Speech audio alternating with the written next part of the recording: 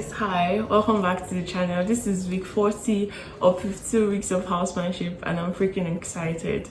I have literally just 8 weeks to go. Yeah, I'm freaking excited. I can't even contain it, honestly. This has been quite a journey, yeah, but I don't know, this my last posting has been somewhat very surreal.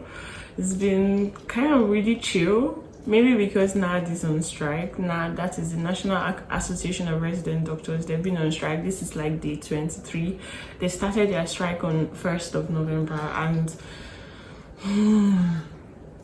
now there's so many advantages and disadvantages of this strike, actually. The advantages being that I'm hopeful, yeah, that they are going to, or we are going to achieve our aim. We have like some demands, like 19 demands they need the federal government to address.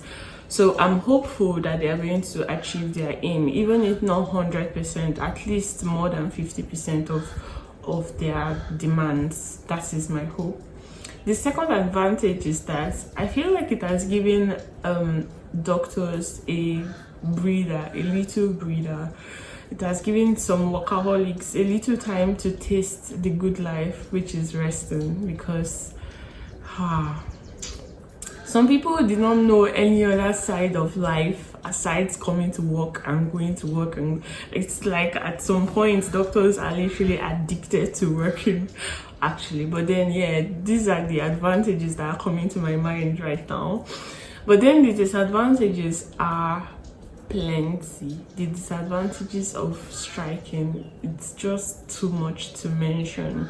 The residents are like the pillars of teaching hospitals, the pillars of tertiary hospitals in Nigeria. So when you don't have residents and maybe you still have consultants and all of that, the work, it's not the same. Consultants come for their clinics, they consult and all of that. Fine, they are the head of the departments, they're head of the units and all of that. But if you need people that actually do the work, do you get what I mean? Yeah, that's where the residents fall in. So over the past 23 days, we've literally still be having clinics, ward rounds, yeah, but then the number of patients we have in the ward have not increased because there are no residents to be on call and look after these patients. There are no residents to actually, look after the patients. The reason we still have the patients we have in the wards is because, okay, there's the house officers and then consultants actually do come once in a while to see these patients, to see how they are doing and all of that. But aside that, nobody wants to admit any other patients. If you say, okay, a particular team is on call, that literally means that it's the register on call, if you get what I mean. In most centers, the regis are literally the first on call. Even if maybe the house officers are on call, yeah, they are still not the number one or the go-to to manage patients. They are still literally learning, let me put it in that terms. Even if they are doctors, they are house officers. Do you get what I mean? So that's why the disadvantages are really just so much. And then patients are literally still the ones that are bearing the brunt of it. So far so good. We've been hearing rumors, I don't know how true they are, of patients that have gone to private hospitals and they are being not treated well, or they have one issue or the other, like a whole lot of things. And I don't know, it's really sad to think about. It's sad to even fathom, but activities have literally been going on the same, more or less, for us in this hospital, for house officers. But then everywhere is just literally so dry. You come to the hospital and then like it's not bubbly, nothing really is happening. Some patients have signed against medical advice, they've gone home because in their opinion doctors are on strike.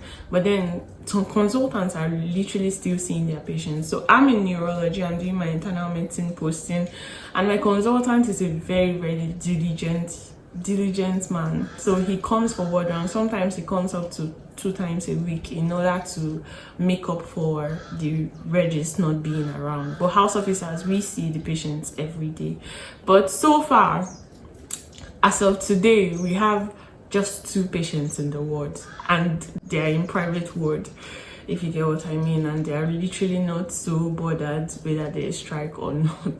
There are people that, will I say, they are privileged? Let me just put it in that terms, literally. So there are not much patients in the world. If you're on call, what really is happening? What really is happening? It's just maybe 1 or 2 patients that you give IV medications, and that's it. You're being called for emergencies. The very old sickly patients, either you're being called that okay, they are deteriorating, or maybe to site an IV access or something like that. But aside that, that's it. So recently, Johesu just started their own strike. That's the Joint Health Sector Union of Nigeria. This includes the non-doctors. The non-doctors are non-nurses in the hospital. So the guy that takes care of your oxygen delivery, the guy that takes care of your bills when patients are being discharged, the guy that takes care of maybe opening offices for consultations to occur, the guy that takes care of bringing hospital papers like prescription sheets and all of that to offices, like all those people, they are literally on strike. The health attendants, literally, pharmacists, med lab scientists, like everywhere is literally shut down. And just yesterday evening, when I was going to check on my patients, I saw that they used like sort of like a barricade to close the road to prevent cars from coming into the hospital. So it's actually a big deal. And just recently, because of the Johesu strike, things have literally gotten from bad to worse. So naturally, in clinics, when we come to clinics and we are supposed to see patients, plenty patients and all of that, now there are not even patients because they can't access their folders. So the patients available cannot access their folders, so they don't even come to the hospital. So it's really this bad. The health sector in Nigeria is, should I say, falling apart, honestly. And then the most disadvantage of the strike to me is that house officers, they don't now have enough opportunities to learn. In the course of my other rotations, the regis are literally the ones that are readily available to answer your questions. They're the ones that, should I say, hold the hands of the house officers, literally. But now they are not available. There are no patients to even teach with. So I don't know how the posting in some centers are, but here they still count. But what I'm trying to say is that I don't know if they are really learning, if we are really learning. Guys, I came into internal medicine with the hopes of learning new skills, learning how to take care of patients. We still learn though in clinics with the little patients that come, or with the few patients we have in the wards, but that is literally as far as it gets. And I don't know, I came in for a new adventure, and NARD is on strike, Johesu is on strike, the hospital is literally on lockdown. The only thing left is for maybe nurses and the consultants to go on strike. And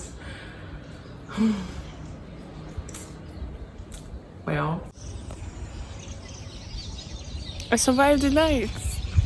First freaking day.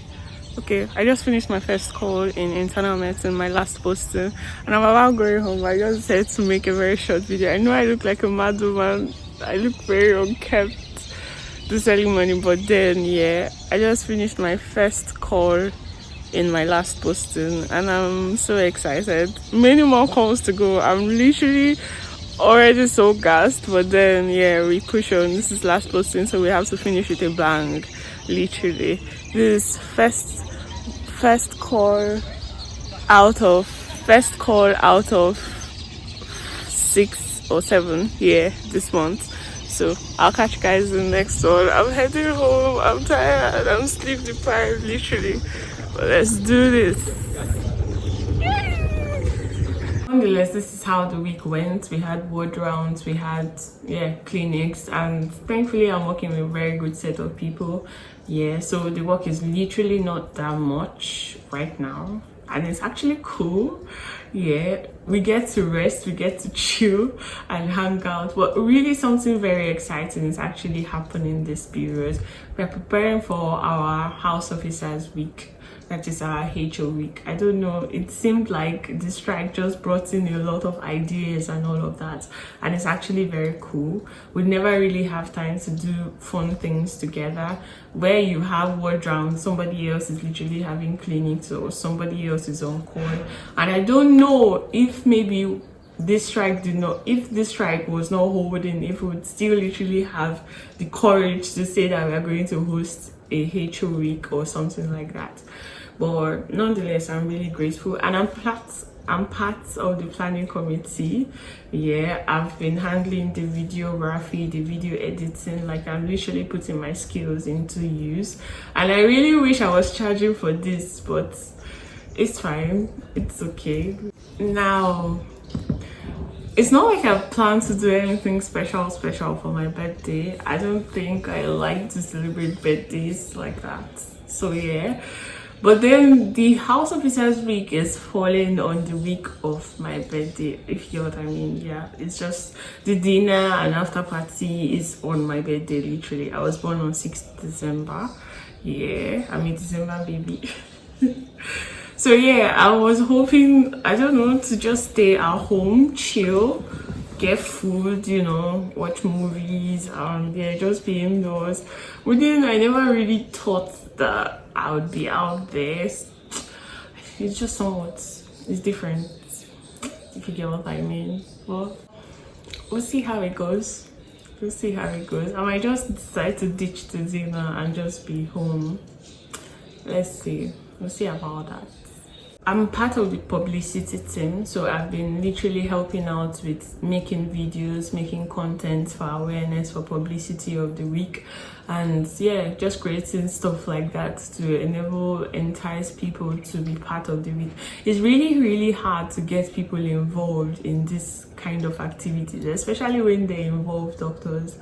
It's really hard, but then, you know, let's see how it goes. Honestly, I really hope that a lot of us come out for the events. We don't have any excuse aside you wanting to travel and coming back and all of that, but we really do not have any excuse, and I do hope that the week be good. So a friend of mine, a classmate of mine from school, came over to visit us. He's also doing his house job somewhere. Yeah, so at least I got to see him. Now, these things were literally made possible because we are on strike. So imagine we're not on strike, we'll literally just be living our lives like we don't really have lives. Oh god. But then yeah, I'm just really glad I was able to see him. I hadn't seen him in like more than 9 months. Yeah, it's up to a year now, and it's really crazy. But yeah, I'm glad he was able to come around. A lot of my classmates too are in this hospital where I'm doing my housemanship, so yeah, it was really chill. We got to go out one of the evenings, just take a stroll and all. So yeah, if you can see this young man that came all the way from FMC over here to see his people, and he is enjoying the serenity of the entire place. Yes or no? I have nothing to say. Hey, your face, I'm sure. Expect to see yourself on my YouTube channel. So how has your house job experience been generally? We are doing this. I don't have much to say. It's been not to be fair. I've had some experiences that have had me or left me with Regrets. Generally, altogether, the experience has built me, made me better, taught me things I don't think I would have learned about them. So I've gone through the processes. But it's not been easy. It's not been easy. It's not been easy at all. Particularly for me, my first person was surgery, and it wasn't funny, guys. Chaos. It was chaotic. It wasn't funny. And I did nephrology for 12 weeks. And down here, I hear you guys don't do what calls. Those who are in nephrology. Yes, they only do dialysis calls. Do dialysis calls, I do what calls. You want to die, you only hang on by the grace of God. God helps me. So I was able to pull through. And then I joined the busiest thing in Nigeria. It's just like my village people have been following me. Actually. So I'm praying. Oh, You guys should help me and people. pray. Can I just rest? No, you're freaking ending with pediatrics. How Can do I you just think rest? you're going to rest? I need to rest, guys. I need to rest. It's telling on me. If you can hear the sound of my voice, you know I'm tired. You've never heard his voice before, so this is your first time. Whatever, guys. I'm just exhausted, man. I wish I was in my mic. But this is I'm happy they didn't hear it. for where you don't know I have my ways. Just watch and see. So I'm praying and hoping that the strike be called off soon, but not called off prematurely, if you get what I mean. I pray that we get to achieve all our aims. Literally, if you're yet to maybe lend your voice to support the whole NARD issues and what they are out for or what they are demanding for from the federal government, please do well to lend your voice. We could use literally well-meaning Nigerians talking about this at this point in time. I know that the country is in this is serious tension right now. Yeah, I know the state of things and all of that, but still I really do wish we find like a headway out of all of this. I hope God keeps us safe. I hope everything works out well in the end, in all honesty. So I think that's that. If you're yet to subscribe to my channel, do well to do so. And I'm going to keep you guys updated on the whole HO week preparation and all of that and what we are doing about it. Yeah. And yeah, I'll catch you guys in the next one. Peace.